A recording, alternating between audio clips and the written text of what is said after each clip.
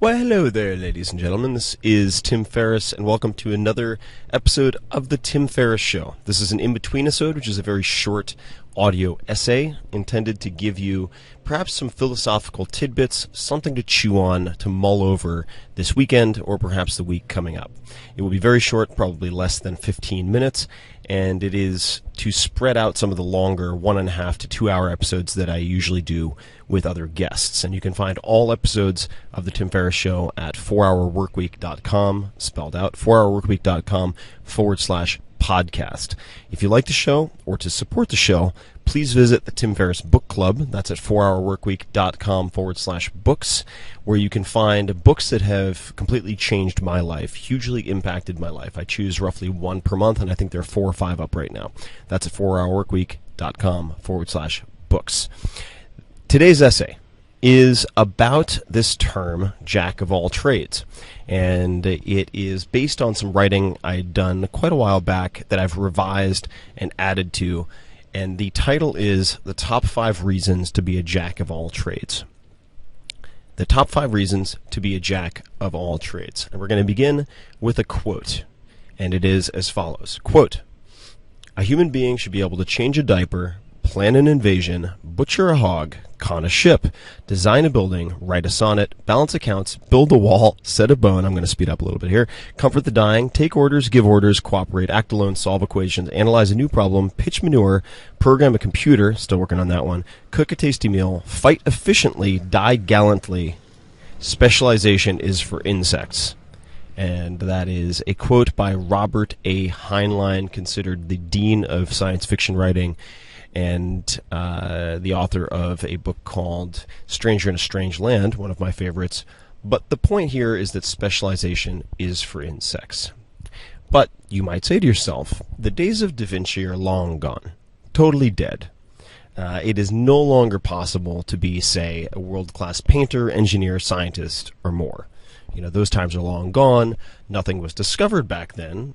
These days, in rapidly evolving technological times, the best you can really do is pick your field and master it. Now, that can result in lots of income, but the flip side of that is the collection of benefits and virtues of being a generalist, which is what we're going to discuss. So the devout specialist might label the impetuous learner, and you could count certainly Da Vinci and Ben Franklin among those, jack of all trades, master of none. And so the chorus would say, in this modern world, it is he who specializes who survives and thrives. There's no place for Renaissance men or women. Those are just starry-eyed amateurs who think they're going to be the next Amadeus or whatever, or Mozart, as it were, and they're just disillusioned. There are billions and billions of people on this planet. You need to specialize. Now, the question is this true? And I do not think so. Based on all of my experiments, based on all of my research, all of my interviews, I don't agree with that statement, or at least the artificial pairing of jack of all trades, master of none. And here are the top 5 reasons why being a jack of all trades, or what I prefer to call a generalist, is making a comeback. And if you hear some noise in the background, I'm sitting on the edge of a cornfield, and there's agricultural equipment and all sorts of stuff around. Reason number 5.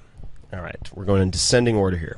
Jack of all trades, master of none is an artificial pairing. You could also call it a false dichotomy. It's entirely possible to be a jack of all trades, master of many. How is this possible? Specialists tend to overestimate the time needed to, quote, master a skill, and confuse mastering a skill with perfecting a skill. And I've written about this extensively in The 4-Hour Chef, which is actually a book about learning, so that might be considered a titling error. But generalists recognize that the 80-20 principle applies to skills. For instance, 20% of language's vocabulary will enable you to communicate and understand at least 80% of the time. 20% of a dance like tango, let's just say lead and footwork, separates the novice from the pro. You could also look at, say, 20% of the moves in a sport, accounting for 80% of the scoring, etc., etc., etc. Is this settling for mediocre if you take a surgical approach to applying the 80-20 principle? I would argue not at all. Generalists take the condensed study up to but not beyond the point of rapidly diminishing returns. Okay, and you can be world class, I think, in anything in 6 to 12 months, meaning 5% in the top 5% in the general population. And people cite the 10,000 hour rule, which was in many ways a sort of vast oversimplification of research by a guy named Anders and a few others. And that has largely been, I think, discredited. You can look at deliberate practice, but there are just too many factors at play here. And correlation does not equal causation if you look at that data set. And certainly, if someone wants to get to, say, speaking Spanish fluently, or even Chinese or Japanese, it can be done in 8 to 12 weeks. I've seen it done. I've done it myself, even as someone who thought himself to be bad at languages as a kid. All right, so coming back to the main point, generalists take the condensed study up to but not beyond the point of rapidly diminishing returns. So there's perhaps a 5% comprehension difference between the focused generalist who studies Japanese systematically for, say, 2 years versus the specialist who studies Japanese for 10 years. With the lack of urgency, and this is really important, with the lack of urgency typical of those who claim that something, quote, takes a lifetime to learn, end quote. Bullshit. That's hogwash. Hogwash. What a word. Based on all of, again, the experiments I've done throughout all of the books, the hundreds of people I've interviewed, it is possible to become world class in almost any skill within 1 year, meaning top 5% in the general population, and sometimes well beyond that. All right. So reason number 5, again, jack of all trades, master of none, is an artificial pairing. It sounds good. It's repeated so often we believe it to be true. It's kind of like a bird in the hand is worth two in the bush, but guess what? That's sometimes true. It's not always true, right? You could run probabilities and stats on, let's just say, a bird in the hand that's worth $10, and then 2 in the bush that could be worth $10 million. And if there's a 50% probability that you could do that based on A, B, C, D, and E, it doesn't always hold true. That's the point, right? It's a very memorable expression, but it's artificial. Okay. Number 4. In a world of dogmatic specialists, it's often the generalist who ends up running the show. This is very, very true. So ask yourself, is the CEO of a given company a better accountant than the CFO or the CPA? Was Steve Jobs a better programmer than top coders at Apple? No, of course not. But he had a broad range of skills and saw the unseen interconnectedness. As technology becomes a commodity with the democratization of information and decreasing costs in hardware and software development alike, it's oftentimes, not always, but the big picture generalists who can predict, innovate, and rise to power the fastest. There is a reason military generalists are called such. And we'll come back to this point, but it's very important. It doesn't mean that the leaders in, say, a tech company don't have tech chops. It doesn't mean that the leaders in a sales organization didn't formally develop a very high level of competency in building out sales organizations. But at the highest levels, you need certain what you might consider soft skills or connective tissue, like communication and otherwise, to be able to thread everything together to be a proper leader. And we'll come back to this. Reason number 3, boredom is failure. Okay, boredom is failure. And I've written about this in the 4-Hour Workweek, where I said that you should replace striving for success in nebulous terms with striving for excitement, right? And that the opposite of happiness is not sadness, but in fact it is boredom. And if you want more on that, you can read the relevant chapters. But reason number 3, why you should be a jack of all trades, or at least many trades, boredom is failure.